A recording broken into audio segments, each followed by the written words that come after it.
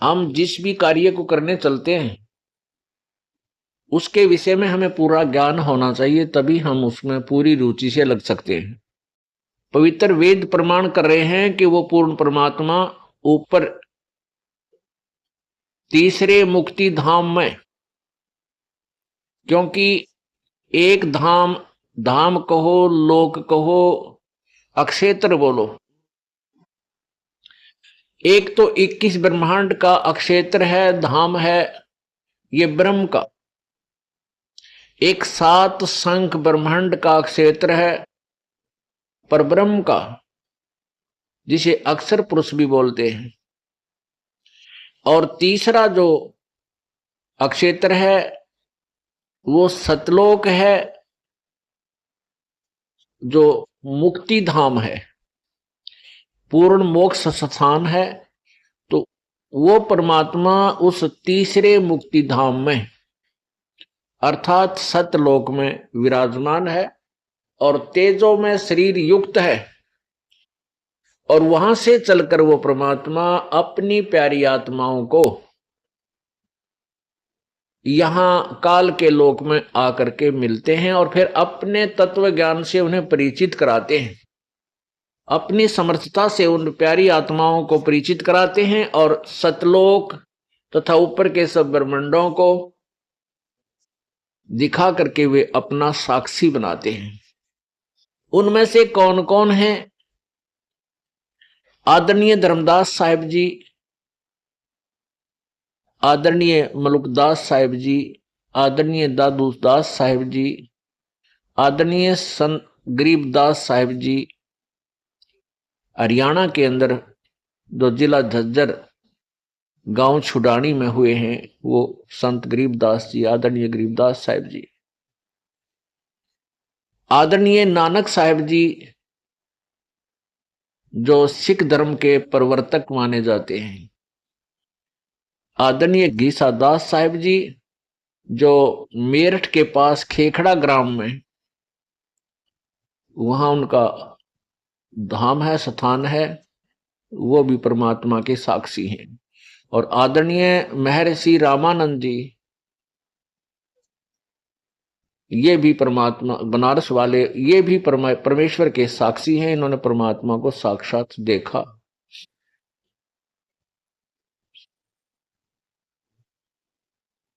पुण्यात्माओं, हम जिस भी कार्य को करने चलते हैं उसके विषय में हमें पूरा ज्ञान होना चाहिए, तभी हम उसमें पूरी रुचि से लग सकते हैं। जैसे कोई बच्चा ट्रेनिंग करता है, कोर्स करता है, कोई जेबीटी करता है, अध्यापक की ट्रेनिंग, कोई बीएड करता है, कोई एमबीबीएस करता है, कोई इंजीनियरिंग करता है, कोई डिप्लोमा के लिए करता है। तो उस डिप्लोमा या इंजीनियरिंग या जो भी जेबीटी आदि वो ट्रेनिंग करने की सोच रहा है, तो उसके विषय में उसको पूर्व ज्ञान होता है। स्टार्ट करने से पहले उसको पूर्ण ज्ञान होता है कि इस कोर्स के, इस ट्रेनिंग के करने से मुझे क्या बेनिफिट होगा। तब वो बच्चा उस पर तन मन धन से लग जाता है और सफल हो जाता है। इसी प्रकार हमने अपने आध्यात्मिक कोर्स को, आध्यात्मिक ट्रेनिंग को सिलेक्ट करने से पहले ये सोचना होगा, विचार करना होगा कि जिस भक्ति क्रिया को, जिस भक्ति साधना को मैं करने जा रहा हूं, स्टार्ट कर रहा हूं, इससे मुझे क्या लाभ होगा। तब उसको स्टार्ट करना चाहिए। अभी तक हमें यही नहीं पता था कि कौन भगवान है, और जिनको हम पूर्ण परमेश्वर मानते थे वो उनकी स्थिति वास्तव में क्या है।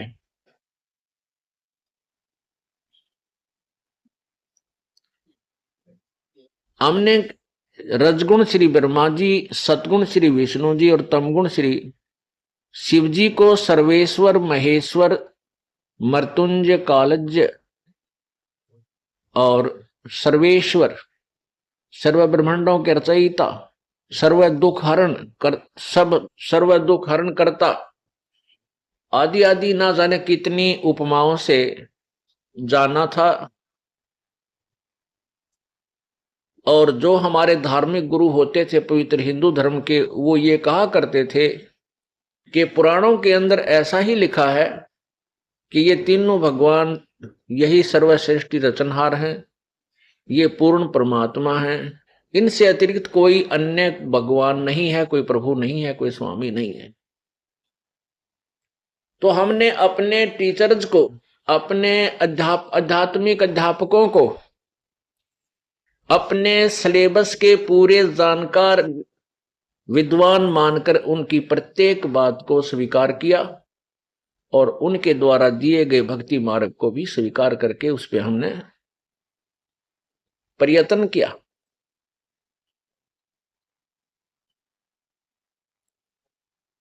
तो उसका प्रतिफल क्या रहा कि मानव समाज में गिरावट आती ही चली गई। न कोई समाज सुधार हुआ, न कोई हाहाकार मिटा, और न ही ये चोरी ठगी आदि का कोई त्रुटि कमी नहीं आई। क्यों नहीं आई? क्योंकि हम परमात्मा के गुणों में बहुत कुछ सुना करते थे। परमात्मा अंधे को आंख दे दे, परमात्मा अपाहिज को पैर दे करके पहाड़ पर चढ़ने योग्य बना दे, परमात्मा निर्धन को धनी बना दे, और जो रंक को राजा बना दे, और जो राजा अभिमानी हो उसको पटक के नीचे रंक बना दे। परमात्मा हमारे संकटों का निवारण करते हैं, आई हुई आपदाओं को टाल देते हैं। इस उद्देश्य से हम परमात्मा की तलाश करने लगे। इतना ज्ञान हमें नहीं दिया गया था, फिर भी हम परमात्मा की परमात्मा की खोज इसलिए क्या करते थे कि हमारा परिवार सुखी रहे, हमारा शरीर सुखी रहे और हमें घना धन मिले। इस दृष्टिकोण से हम परमात्मा की खोज में यानी भक्ति साधना करने लगते हैं प्रारंभ में, क्योंकि हमारे ऊपर इतनी पाप कर्मों की इतनी आपदाएं सवार होती हैं कि हम पहले उन्हीं से अलग होने की ही चेष्टा करते हैं। इसलिए हम परमात्मा के पाने का जैसा भी जिसने साधन बताया हम उसको करने लग जाते हैं, जिसके प्रतिफल में हमें कोई भी लाभ नहीं हुआ। जैसे कोई निर्धन व्यक्ति है, परमात्मा से प्रार्थना करने जाता है कि मेरे ऊपर कर्जा बहुत हो गया प्रभु, यानी मुझे इस आपदा से बताइए। अब जिस संत, क्योंकि परमात्मा की प्राप्ति का साधन, परमात्मा की खोज किसी संत के बताए अनुसार ही होती है। ऐसा हमें पता है कि कहते हैं कि गुरु बिन मोक्ष नहीं होता, ये प्रत्येक प्राणी की जुबान पे है, एक आधा नास्तिक ने छोड़ के। तो इसलिए हम संतों के पास जाते हैं कि हे गुरुवर, हमें ऐसा साधन बताइए जिससे मेरा परिवार सुखी हो, मेरे ऊपर आई हुई आपदा टले, मेरा रोजगार ठीक बने।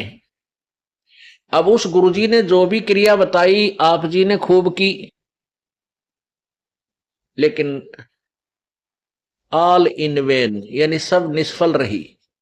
फिर वो दुखी व्यक्ति जिसके ऊपर कोई ऐसी आपदा है, यानी वित्तीय हालत खस्ता है, जिसकी धनवान नहीं है, निर्धन हो गया, गरीब है, और उधर से कई समस्याएं उसके ऊपर आ पड़ी हैं, तो वो भगवान से राहत लेने गया था, वहां तो मिली नहीं। फिर वो क्या करता, फिर चोरी ठगी जेब काटने लग जाता।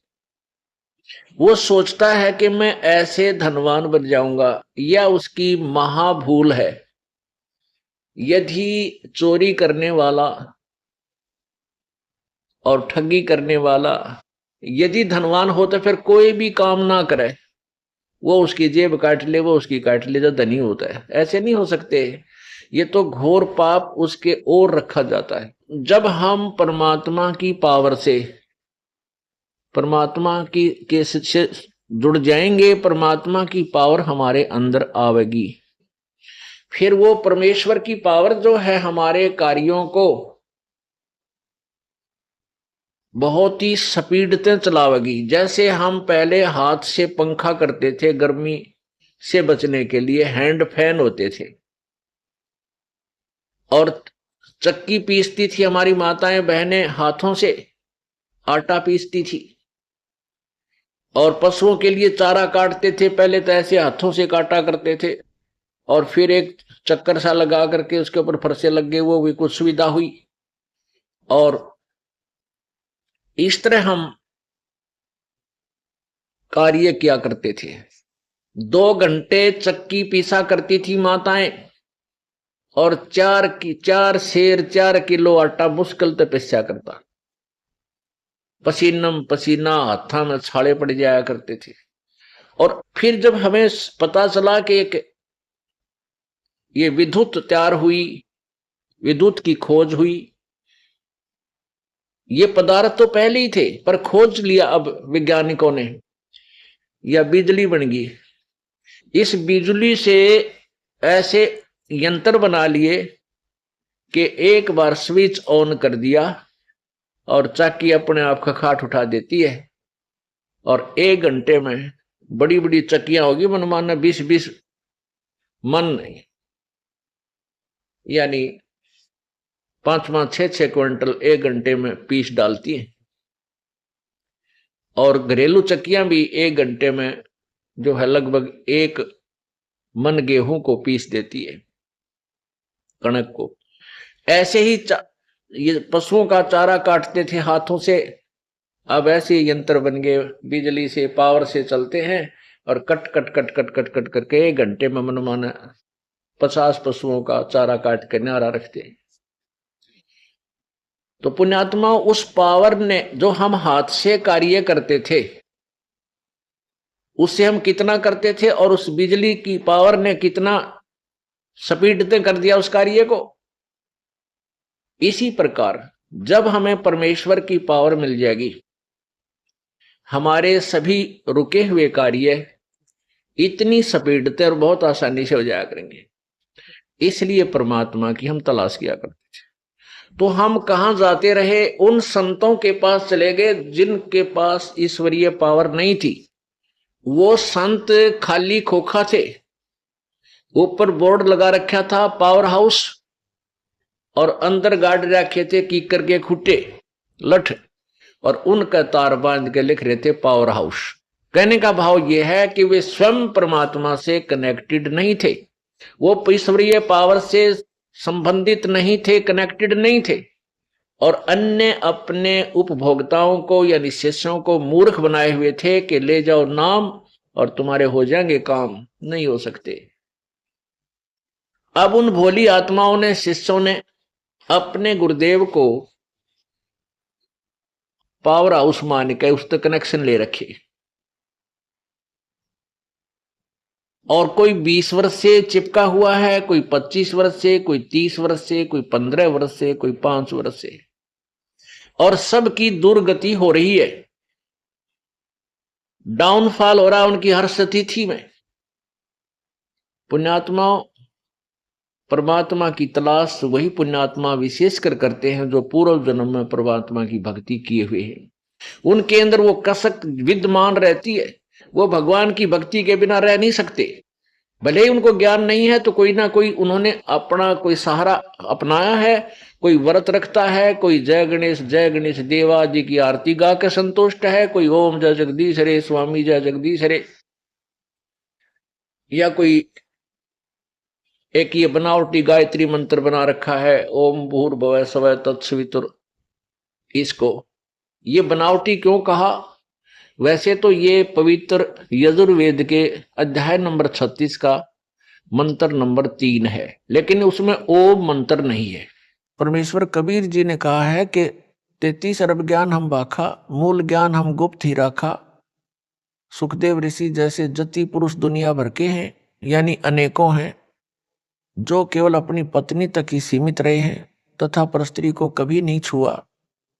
सीता जैसी भार्या पत्नी बहुत है, जो अपने पति के अतिरिक्त अन्य पुरुष में सौपन में भी आस्था नहीं करती, परंतु मोक्ष तो सतगुरु की शरण में सत साधना मर्यादा में रहकर करने से होगा, केवल उपरोक्त महिमा से नहीं होगा।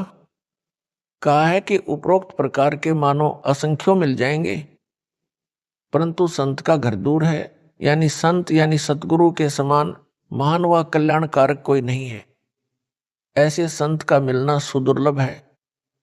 गीता अध्याय 7 श्लोक 19 में भी काल ब्रह्म ने कहा है कि हे अर्जुन, बहुनाम जन्मनाम अन्ते ज्ञानवान माम प्रपद्ये वासुदेव सर्वम इति स महात्मा सुदुर्लभ। अर्थात मुझ काल ब्रह्म की भक्ति अनेकों जन्म जन्मांतरों के बाद कोई एक करता है। अन्य जन्मों में सब अन्य देवी देवताओं की भक्ति करते रहते हैं, परंतु वासुदेव यानी सर्वव्यापी सबका मालिक परम अक्षर ब्रह्म वही पूज्य है, वही सबका उत्पत्ति करता है, वही सबका धारण पोषण करता है, वही परमात्मा कहा जाता है। वही पुरुषोत्तम यानी उत्तम पुरुष है, वही वास्तव में अविनाशी है। उसी की पूजा करो। यह ज्ञान बताने वाला और उसके पास तीनों नाम हो, उसको सार शब्द का ज्ञान हो और उसको उसके गुरुजी ने दीक्षा देने का अधिकार दिया हो। महात्मा सुदुर्लभ है, यानी मुश्किल से मिलता है। संत गरीबदास जी ने कहा है कि कोटियों मध्य कोई नहीं राई झूमकरा, अरबों में कोई गर्क सुनो राई झूमकरा। अर्थात संत गरीबदास जी ने एक झूमकरा नामक जिज्ञासु को बताया कि जो ज्ञान वर्तमान में मेरे पास है, जो मेरे सतगुरु कबीर जी ने बताया है, वह ज्ञान तथा संपूर्ण मोक्ष मंत्र व नाम देने का अधिकार मेरे गुरु जी ने मुझे दिया है। ऐसा संत तेरे को करोड़ों में नहीं मिलेगा, कोई अरबों व्यक्तियों में एक मिलेगा, जो गर्क हो यानी संपूर्ण ज्ञान हो, पूर्ण मोक्ष मंत्र हो तथा दीक्षा देने का अधिकार हो। वह गर्क यानी भक्ति का धनी है। हरियाणा की भाषा में कहा जाता है कि यह व्यक्ति धन में गर्क है, यानी घना धनवान है। जो अच्छा पहलवान हो उसे भी कहते हैं कि हांगिर में गर्क है, यानी बहुत ताकतवर है। वह संत वर्तमान में दास है। सतगुरु कबीर जी स्वयं संत बने थे, स्वयं ही सतपुरुष के अवतार बने, यानी स्वयं सतपुरुष हैं। संत सतगुरु तथा साहिब में कोई अंतर नहीं है। गरीब सतगुरु संत और अवतारा तीन कला एक दरबारा। साहेब से सतगुरु भये, सतगुरु से भये संत, धर दरभेश विशाल अंग खेलें आदि और अंत। अर्थात कबीर परमेश्वर से सतगुरु तथा संत बने। वे भिन्न रूपों में स्वयं ही आदि अंत सदा ही लीला करते हैं। भगत कबीर व दास कबीर भी वही होते हैं, यानी एक ही समय में वे सतगुरु संत दास तथा भगत होते हैं। मुक्ति बोध पुस्तक पेज नंबर 428। क्या गुरु बदल सकते हैं? परशंद रामदास जी का, हे प्रभु, क्या गुरु बदल सकते हैं? सुना है संतों से कि गुरु नहीं बदलना चाहिए, गुरु एक ज्ञान अनेक। उत्तर सतपुरुष का, जब तक गुरु मिले नहीं साचा, तब तक गुरु करो 10 पांचा। कबीर, झूठे गुरु के पक्ष को तजत न लागे वार, दवार न पावे मोक्ष का, रह वार का वार। भावार्थ, जब तक सच्चा गुरु यानी सतगुरु न मिले, जब तक गुरु बदलते रहना चाहिए, चाहे कितने ही गुरु क्यों न बनाने पड़े और बदलने पड़े। झूठे गुरु को तुरंत त्याग देना चाहिए। कबीर, डूबे थे पर उबरे, गुरु के ज्ञान चमक, बेड़ा देखा जर्जरा, उतर चले फड़क। भावार्थ, जिस समय मुझे सत्य गुरु मिले, उनके ज्ञान के प्रकाश से पता चला कि हमारा ज्ञान और समाधान गलत है, तो ऐसे गुरु बदल दिया जैसे किसी डर से पशु फड़क कर बहुत तेज दौड़ता है, और जैसे रात्रि में सफर कर रहे यात्रियों को सुबह प्रकाश में पता चले कि जिस नौका में हम सवार हैं उसमें पानी प्रवेश कर रहा है और साथ में सुरक्षित और साबत नौका खड़ी है, तो समझदार यात्री जिसने कोई नशा न कर रखा हो, वह तुरंत फूटी नौका को त्याग कर साबत यानी सुरक्षित नौका में बैठ जाता है। Page number 429। मैंने जब काशी में कबीर जी सच्चे गुरु का यह ज्ञान सुना तो आपको सुनाया है, तो जाति धर्म को नहीं देखा। उसी समय सतगुरु की शरण में चला गया और दीक्षा मंत्र लेकर भक्ति कर रहा हूँ। सतगुरु ने मुझे दीक्षा देने का आदेश दे रखा है। हे धर्मदास, विचार कीजिए, यदि एक वैद्य से रोगी स्वस्थ नहीं होता तो क्या अन्य डॉक्टर के पास नहीं जाता? धर्मदास ने कहा कि जाता है, जाना भी चाहिए, जीवन रक्षा करनी चाहिए। परमेश्वर ने कहा कि इसी प्रकार मनुष्य जन्म जीव कल्याण के लिए मिलता है। जीव को जन्म मरण का दीर्घ रोग लगा है। यह सत्य नाम तथा सार नाम बिना समाप्त नहीं हो सकता। दोनों मंत्र काशी में सतगुरु कबीर रहते हैं, उनसे मिलते हैं। पृथ्वी पर और किसी के पास नहीं है।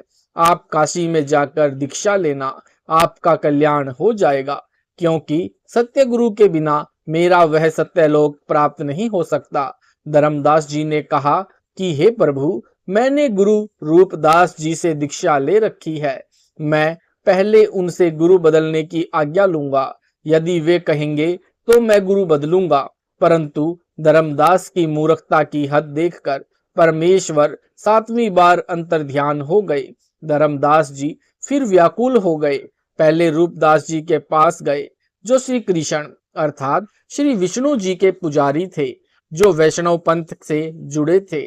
धर्मदास जी ने संत रूपदास जी से सर्व घटना बताई तथा गुरु बदलने की आज्ञा चाही। संत रूपदास जी अच्छी आत्मा के इंसान थे। उन्होंने कहा, बेटा धर्मदास, जो ज्ञान आपने सुना है जिस जिंदा बाबा से, यह ज्ञान भगवान ही बता सकता है। मेरी तो आयु अधिक हो गई है, मैं तो इस मार्ग को त्याग नहीं सकता। आपकी इच्छा है तो आप उस महात्मा से दीक्षा ले सकते हो।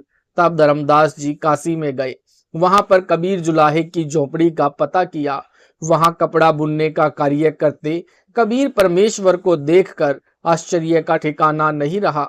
खुशी भी अपार हुई कि सतगुरु तथा परमेश्वर यही है। तब उनसे दीक्षा ली और अपना कल्याण करवाया। कबीर परमेश्वर जी ने धर्मदास जी को फिर से 2 अक्षर, यानी जिसमें एक ओम मंत्र है तथा दूसरा तत् जो सांकेतिक है, का सत्य नाम दिया। फिर सार नाम देकर सतलोक का वासी किया। कलयुग में परमात्मा अन्य निम्न अच्छी आत्माओं यानी दृढ़ भक्तों को मिले, जिनमें संत मुलुक दास जी यानी अरोड़ा जाति के, संत दादू दास जी आमेर यानी राजस्थान वाले को मिले, संत नानक देव जी को सुल्तानपुर शहर के पास बह रही नदी यानी बेई नदी पर मिले। पेज नंबर 430, जहां गुरुद्वारा सचखंड साहिब यादगार रूप में बना है। संत गरीबदास जी गांव छुड़ानी जिला जज्जर यानी हरियाणा प्रांत वाले को मिले। उस स्थान पर वर्तमान में यादगार बनी हुई है। संत गरीबदास जी 10 वर्ष के बच्चे थे। अपने ही खेतों में यह कई गवालों के संग गौवे चराने जाया करते थे।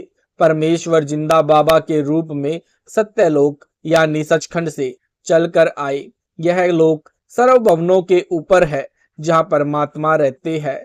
संत गरीबदास जी की आत्मा को ऊपर अपने लोक में परमेश्वर लेकर गए। बच्चे को मृत जानकर शाम को चिता पर रखकर अंतिम संस्कार करने वाले थे। तत्काल परमेश्वर ने संत गरीबदास जी की आत्मा को ऊपर ब्रह्मांडों का भ्रमण करवाकर सत्य ज्ञान बताकर शरीर में प्रवेश कर दिया। बालक जीवित हो गया। यह घटना फाल्गुन शुदी 12 संवत 1784 सन 1727 की है। संत गरीबदास जी को परमात्मा ने तत्व ज्ञान प्रदान किया, उनका ज्ञान योग खोल दिया, जिस कारण से संत गरीबदास जी ने 24,000 वाणी बोली, जो संत गोपाल दास जी द्वारा लिखी गई। उन अमृत वाणियों को प्रिंट करवाकर ग्रंथ रूप दे दिया है। यह दास यानी संत रामपाल दास उसी से सत्संग किया करता है। संत गरीबदास जी ने अमृत वाणी में कहा है, गरीब हम सुल्तानी नानक तारे, दादू को उपदेश दिया, जाति जुलाहा भेद न पाया, काशी माहे कबीर हुआ। गरीब अनंत कोटि ब्रह्मांड का, एक रति नहीं बार, सतगुरु पुरुष कबीर हैं, कुल के सृजनहार। भावार्थ, संत गरीबदास जी ने परमात्मा से प्राप्त दिव्य दृष्टि से देखकर भूत भविष्य का ज्ञान कहा है। बताया है कि जो काशी नगर में यानी उत्तर प्रदेश में जुलाहा कबीर जी थे, वे सर्व ब्रह्मांडों के सृजनहार हैं। सर्व ब्रह्मांडों को अपनी शक्ति से ठहराया है। परमेश्वर कबीर जी पर उनका कोई भार नहीं है। जैसे वैज्ञानिकों ने हवाई जहाज, रॉकेट बनाकर उड़ा दिए, स्वयं भी बैठकर यात्रा करते हैं, इस प्रकार संत गरीबदास जी ने परमेश्वर जी को आंखों देखकर उनकी महिमा बताई है। संत गीसादास जी गांव खेकड़ा, जिला बागपत यानी उत्तर प्रदेश में को मिले थे। पुस्तक विस्तार को मध्य नजर रखते हुए अधिक विस्तार नहीं कर रहा हूँ। धर्मदास जी को कबीर परमेश्वर जी ने धामों की रचना की जानकारी दी। पवित्र तीर्थ तथा धाम की जानकारी किसी साधक ऋषि जी ने किसी स्थान या जलाशय पर बैठकर साधना की या अपनी आध्यात्मिक शक्ति का प्रदर्शन किया, वह अपनी भक्ति कमाई करके साथ ले गया तथा अपने इष्ट लोक को प्राप्त हुआ। उस साधना स्थल का बाद में तीर्थ या धाम नाम पड़ा। अब कोई उस स्थान को देखकर यानी देखने जाए कि यहाँ कोई साधक रहा करता था। Page number 431। उसने बहुतों का कल्याण किया। अब न तो वहां संत जी हैं जो उपदेश दे, वह तो अपनी कमाई करके चला गया। विचार करें, कृपया तीर्थ व धाम को हमाम दस्ता जाने, यानी 1.5 फुट का लोहे का गोल पात्र लगभग 9 इंच परिधि का उखल जैसा होता है तथा 1.5 फुट लंबा तथा 2 इंच परिधि का गोल लोहे का डंडा सा मुसल जैसा होता है, जो सामग्री व दवाइयां आदि कूटने के काम आता है, उसे हमाम दस्ता कहते हैं। एक व्यक्ति अपने पड़ोसी का हमाम दस्ता मांग कर लाया। उसने हवन की सामग्री कूटी तथा मांज धोकर लौटा दिया। जिस कमरे में हमाम दस्ता रखा था, उस कमरे में सुगंध आने लगी। घर के सदस्यों ने देखा कि यह सुगंध कहां से आ रही है, तो पता चला कि हमाम दस्ते से आ रही है। वे समझ गए कि पड़ोसी ले गया था, उसने कोई सुगंध युक्त वस्तु कूटी है। कुछ दिन बाद वह सुगंध भी आनी बंद हो गई। इसी प्रकार तीर्थ व धाम को एक हमाम दस्ता जानो। जैसे सामग्री कुटने वाले ने अपने सर्व वस्तु पहुंच कर रख ली, खाली हमाम दस्ता लौटा दिया। अब कोई उस हमाम दस्ते को सूंघने की कृतार्थ माने तो नादानी है। उसको भी सामग्री लानी पड़ेगी, तब पूर्ण लाभ होगा। ठीक इसी प्रकार किसी धाम व तीर्थ पर रहने वाला पवित्र आत्मा तो राम नाम की सामग्री कूट कर झाड़ पोंछ कर अपने सर्व कमाई को साथ ले गया। बाद में अनजान श्रद्धालु उस स्थान पर जाने मात्र से कल्याण समझे तो उनके मार्गदर्शकों यानी गुरुओं की शास्त्र विधि रहित बताई साधना का ही परिणाम है। उस महान आत्मा संत की तरह प्रभु साधना करने से ही कल्याण संभव है। उसके लिए तत्वदर्शी संत की खोज करके उससे उपदेश लेकर आजीवन भक्ति करके मोक्ष प्राप्त करना चाहिए। शास्त्र विधि अनुकूल सत साधना मुझ दास के पास उपलब्ध है, कृपया निःशुल्क प्राप्त करें। श्री अमरनाथ धाम की स्थापना कैसे हुई? भगवान शंकर जी ने पार्वती जी को एकांत स्थान पर उपदेश दिया था, जिस कारण से माता पार्वती जी इतनी मुक्त हो गई कि जब तक प्रभु शिव जी यानी तमोगुण की मृत्यु नहीं होगी, तब तक उमा जी की भी मृत्यु नहीं होगी। सात ब्रह्मा जी यानी रजोगुण की मृत्यु के उपरांत भगवान विष्णु यानी सतोगुण की मृत्यु होगी। सात विष्णु जी की मृत्यु के पश्चात शिव की मृत्यु होगी, तब माता पार्वती जी भी मृत्यु को प्राप्त होगी। पूर्ण मोक्ष नहीं हुआ, फिर भी जितना लाभ पार्वती जी को हुआ वह भी अधिकारी से उपदेश मंत्र लेकर हुआ।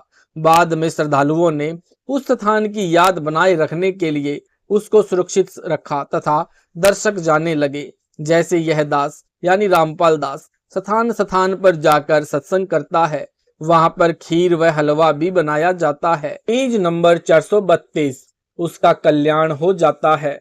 सत्संग समापन के उपरांत सर्व टेंट आदि उखाड़कर दूसरे स्थान पर सत्संग के लिए चले गए। पूर्व स्थान पर केवल मिट्टी या ईंटों की कमाई भट्टी व चूल्हे से छोड़ दिए।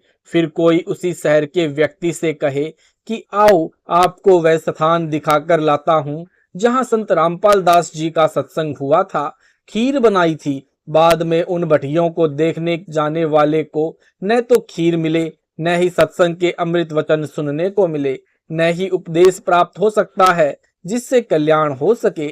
उसके लिए संत ही खोजना पड़ेगा। जहाँ सत्संग चल रहा हो वहां पर सर्व कार्य सिद्ध होंगे। ठीक इसी प्रकार तीर्थों व धामों पर जाना तो उस यादगार स्थान रूपी भट्टी को देखना मात्र ही है।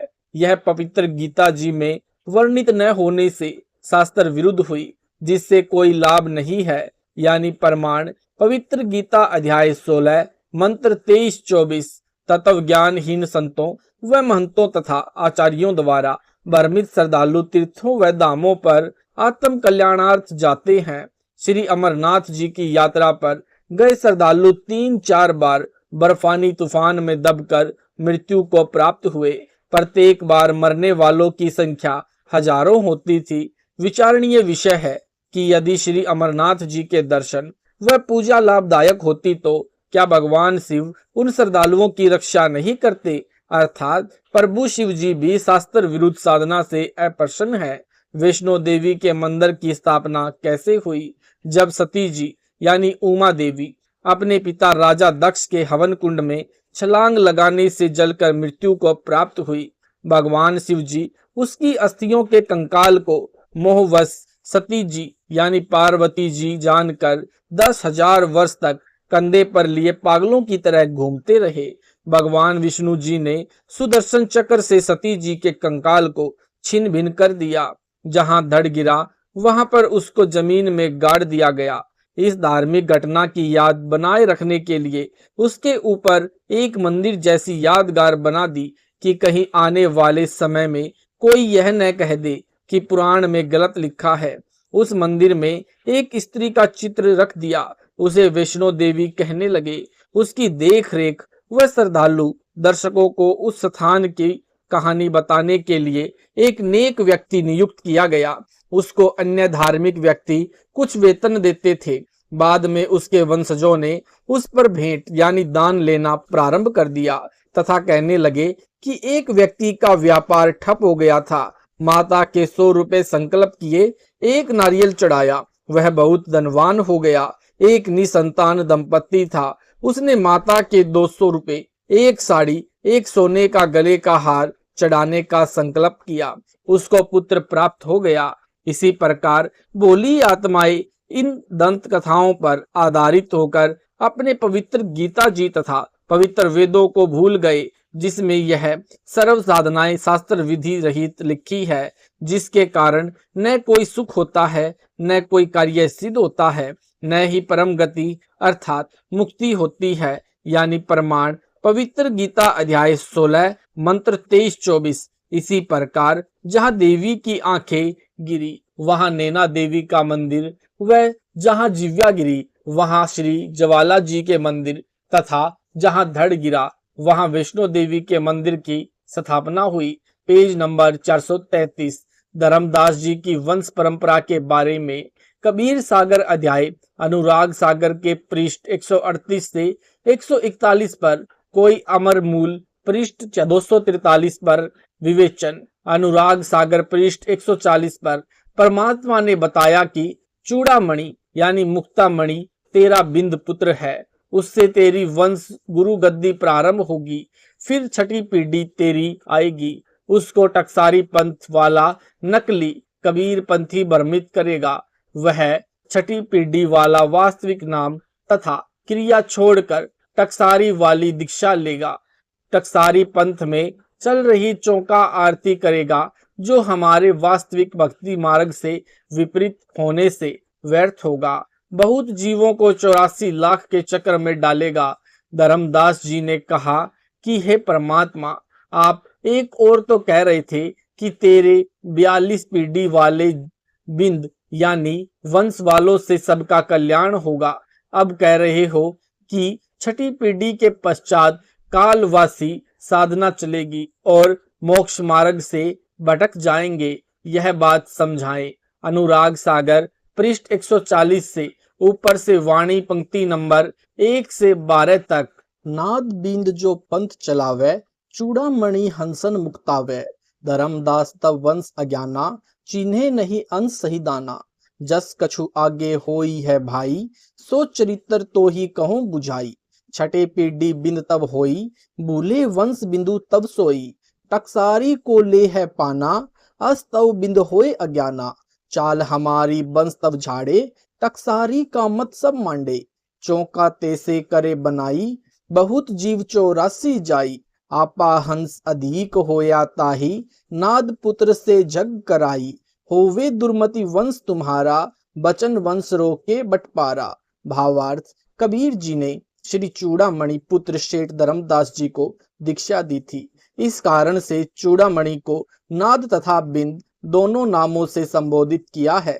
बिंद तो धर्मदास का पुत्र होने से कहा है कि चूड़ामणि यानी चूड़ामणि से तेरे वंश वालों की गुरु पीढ़ी प्रारंभ होगी, परंतु जो कुछ आगे तेरे वंश गद्दी वालों के साथ काल का छल होगा वह बताता हूँ, सुन। हे धर्मदास, तेरा वंश अज्ञानी है। जो छठी पीढ़ी वाला गद्दी नसीन होगा वह मेरे द्वारा बताया यथार्थ भक्ति मार्ग त्याग कर टकसारी वाले नकली कबीर पंथी महंत वाली भक्ति विधि ग्रहण करेगा। उसी तरह आरती चौका किया करेगा।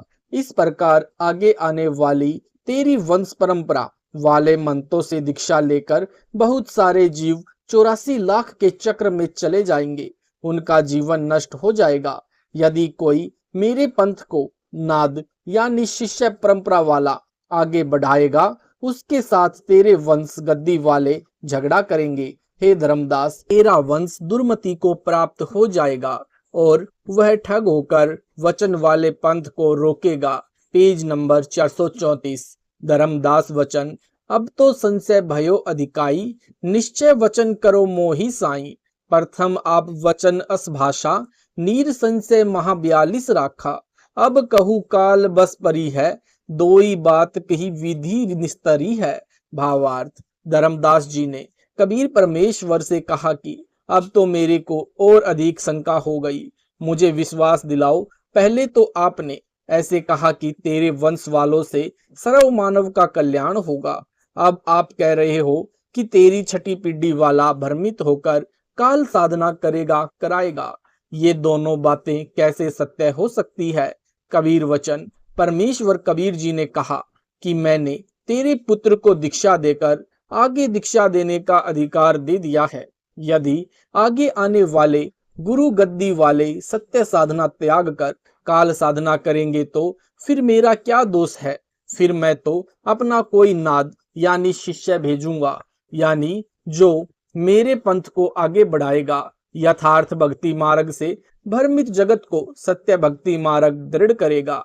जब जब तेरे बिंद यानी वंश वालों को काल छलेगा, तब मैं सत्यता यानी तब मैं सहायता करूंगा।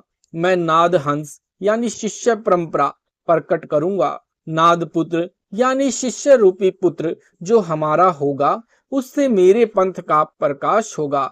हे धर्मदास, अपने वचन वंश को समझा दो, यानी चूड़ामणि को समझा दो कि वह सबको बताए कि कभी काल झटका दे जाए तो नाद वंश वाले से दीक्षा लेकर अपना मोक्ष करा लें। विशेष वर्तमान में मेरे यानी रामपाल द्वारा चलाया गया यह 13वां पंथ है। यह दास यानी रामपाल दास अंतिम सतगुरु है। नाम दान प्रकाश पुंज शरीर यानी इलेक्ट्रॉनिक बॉडी यानी डीवीडी से दिया जाएगा। अब के बाद नाद तथा बिंद का कोई चक्कर नहीं रहेगा। पहले भक्ति विधि गलत कर देते थे, जिस कारण से बिंद वाले पंथ भक्ति मार्ग को नष्ट कर देते थे। भक्ति विधि ठीक रहेगी तो साधकों का मोक्ष निश्चित है। अब तो डीवीडी से दीक्षा दिलाई जाएगी, उसे वही दिलाएगा जिसको आदेश दिया जाएगा, वह चाहे बिंद का हो चाहे नाद का। कल्याण नाम दीक्षा से होना है। पंथ तो अब कोई भी नष्ट नहीं कर सकेगा। कलयुग में सत्य साधना चलेगी, विश्व का कल्याण होगा। जो अहंकारी व काल प्रेरित है वे अपना कर्म खराब करते रहेंगे, काल के जाल में रह जाएंगे। वे अपनी महिमा बनाने के लिए मेरे ज्ञान व विधान में त्रुटि निकालकर अपने अज्ञान का परिचय देंगे। मेरे भक्त ज्ञानवान हो चुके हैं, उनके काल जाल में नहीं आएंगे। अध्याय अनुराग सागर पर पृष्ठ 141 पर लिखा है, चारहूं युग देखो संवादा, पंथ उजागर किन्हो नादा। कहाँ निर्गुण कहाँ सरगुण भाई, नाद बिना नहीं चले पथाई। धर्मनी नाद पुत्र तुम मोरा, ताते दिन मुक्ति का डोरा। यह विधि हम 42 तारे, जब गिरे वह तबे उभारे। Page number 435। भावार्थ, परमेश्वर कबीर जी ने स्पष्ट कर दिया है कि नाद पुत्र किसे कहते हैं। कहा कि जैसे धर्मदास तुम मेरे वचन के पुत्र हो, यानी शिष्य रूप में नाद के पुत्र हो, ऐसे जब नाद वाला मेरा वंश यानी मेरा अंश प्रकट होगा, तब यदि तेरे बिंद वाले भी उस नाद वाले से दीक्षा लेकर नाम जाप करेंगे तो तेरे बिंद वाले भी पार हो जाएंगे। इस प्रकार तेरे 42 पीढ़ी वालों को पार करूंगा। यदि तेरा बिंद मेरे नाद के वचन नहीं मानेगा, देखते ही देखते उन जीवों को काल खा जाएगा। कबीर जी ने स्पष्ट कर दिया है कि कहाँ नाद कहाँ बिंद ने भाई, नाम भक्ति बिन लोक न जाई। भावार्थ, चाहे कोई नाद वाला है चाहे बिंद वाला है, यदि नाम की वास्तविकता भक्ति से है तो सतलोक जा सकेगा। बहुत महत्वपूर्ण प्रमाण कबीर सागर के अध्याय कबीर बानी में पृष्ठ 132 पर स्पष्ट किया है कि कबीर परमेश्वर जी ने कहा है कि हे धर्मदास, तू हमारा अंश है। मैं तेरे को एक गुप्त वस्तु का भेद बताता हूँ जो मैंने गुप्त रखी है। 7 सुरती तो उत्पत्ति करने वाली है, तुम 8वीं सुरती हो, तथा नौतम यानी 9वीं सुरती मैंने गुप्त छुपाई है। नौतम सुरती मेरा निज वचन है, यानी उसको पूर्ण मोक्ष मंत्र का अधिकार है, जिससे दीक्षा लेने के पश्चात काल चोर उस जीव को रोक नहीं सकता। धर्मदास जी ने प्रार्थना की कि हे परमात्मा, मुझे वह वचन बताओ जिससे जीव फिर से जन्म मरण के चक्र में न आए। परमात्मा कबीर जी ने कहा कि 8 बूंद यानी सतलोक में स्त्री पुरुष से उत्पन्न हंसों से जीव मुक्त कराने की योजना बनाई थी। तुम 8वीं बूंद हो, परंतु सबको काल ने भ्रमित कर दिया। अब 9वीं बूंद यानी नौतम सुरती से तुम सहित 8 की मुक्ति कराई जाएगी। नौतम सुरती बूंद प्रकाशा यानी 9वें हंस का जन्म संसार में बूंद यानी माता पिता से होगा। उस एक बूंद से तेरे 42 बूंद वाले हंस पार कर दिए यानी आशीर्वाद दे दिया है। ऐसा होगा। वाणी वंश 42 बूंद तुम्हारा, सो मैं एक बूंद से तारा, यानी कबीर बाणी पृष्ठ 132 से 133 पर। अनुराग सागर में पृष्ठ 142 पर। बिंद तुम्हारा नाद संग जावे, देखत दूत मन ही पछतावे। भावार्थ, हे धर्मदास, तेरा वंश नाद वाले के साथ जाएगा, यानी नाद वाले से दीक्षा लेगा तो काल के दूत निकट नहीं आएंगे, वे भाग जाएंगे, बहुत पश्चाताप करेंगे कि यह तो पार होगा। भावार्थ है कि परमेश्वर कबीर जी ने स्पष्ट कर दिया है कि धर्मदास जी की 6ठी पीढ़ी के पश्चात काल की साधना चलेगी। टकसारी पंथ यानी जो नकली 12 कबीर पंथों में से एक है, वाली भक्ति विधिक आरती चौका उसी नाम वाला मंत्र यानी अजर नाम, अमर नाम, पाताले, सप्त सिंधु नाम आदि आदि दीक्षा में दिया जाता है। जो दामा खेड़ा यानी 36 वाले महंत जी दीक्षा दे रहे हैं, वह टकसारी वाली साधना है जो व्यर्थ है। कबीर सागर के अध्याय अमर मूल के पृष्ठ 242 से 243 पर दामा खेड़ा वालों ने मिलावट करके लिखी वाणी में कहा है कि 7वीं पीढ़ी वाला तो अभिमान वश विचलित हो जाएगा, परंतु 8वीं पीढ़ी से पंथ का प्रकाश हो जाएगा। परंतु परमात्मा ने वाणी में स्पष्ट किया है कि जो तेरी वंश पीढ़ी वाले गुरु हैं, उनका नाम तो स्वर्ग तक है, 8वां भी काल अपना दूत भेजेगा। इस प्रकार काल बहुत छल करेगा। तुम्हारे वंश का यह लेखा बता दिया है कि बिना सार शब्द के मुक्ति नहीं हो सकती। सार शब्द केवल धर्मदास जी को दिया था और धर्मदास जी से प्रतिज्ञा करा ली कि यह सार शब्द किसी को नहीं देना, अपने वंश को भी नहीं बताना। हे धर्मदास, तेरे को लाख दुआई, यह सार शब्द तेरे अतिरिक्त किसी के पास नहीं जाना चाहिए। यदि यह सार शब्द किसी के हाथ लग गया तो वह अनधिकारी व्यक्ति सबको भ्रमित कर देगा। सार शब्द को उस समय तक छुपाना है जब तक 12 पंथों की मिटा न जाए, यानी 12 पंथ मिटा न दिए जाए। 12वां पंथ संत गरीबदास जी यानी गांव छुड़ानी जिला झज्जर हरियाणा वाले का है, जिनका जन्म विक्रमी संवत 1774 यानी सन 1717 में हुआ।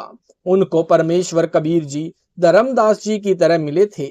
उनको भी यही आदेश दिया था कि जब तक कलयुग 5505 वर्ष नहीं बीत जाता तब तक मूल ज्ञान और मूल शब्द यानी मूल मंत्र यानी सार शब्द छुपा कर रखना है।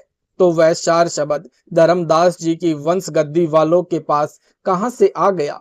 वह सार शब्द यानी मूल शब्द तथा मूल ज्ञान यानी तत्व ज्ञान मेरे यानी रामपाल दास के पास है। विश्व में अन्य किसी के पास नहीं है। प्रमाण कबीर सागर के अध्याय कबीर बाणी पृष्ठ 136 से 137 तथा कबीर चरित्र बोध पृष्ठ 1835 1870 पर तथा जीव धर्म बोध पृष्ठ 1937 पर है। कलयुग सन 1997 को 5505 वर्ष पूरा हो जाता है। सन 1997 को मुझ दास को परमेश्वर कबीर के दर्शन दिन के 10 बजे हुए थे। सार शब्द यानी मूल शब्द तथा मूल ज्ञान को सार्वजनिक करने का सही समय बताकर अंतर्ध्यान हो गए थे। उसी समय से गुरु जी की आज्ञा से सार शब्द अनुयायियों को प्रदान किया जा रहा है। सबका कल्याण होगा जो मेरे से नाम दीक्षा लेकर मन लगाकर मर्यादा में रहकर भक्ति करेगा, उसका मोक्ष निश्चित है। सत साहिब जी, इस वीडियो के बनाने का उद्देश्य हमारा किसी को भी नीचा दिखाना या किसी की भावनाओं को ठेस पहुंचाने का नहीं है। इस वीडियो के बनाने का उद्देश्य हमारा संत रामपाल जी महाराज जी के तत्व ज्ञान को जन जन तक पहुंचाना है। अगर आपको यह वीडियो अच्छा लगा है तो वीडियो को लाइक करें, शेयर करें, कमेंट करें। ऐसे ही वीडियो देखने के लिए यूट्यूब पर हमारे चैनल सतलोक इन संत रामपाल जी महाराज चैनल को सब्सक्राइब जरूर करें।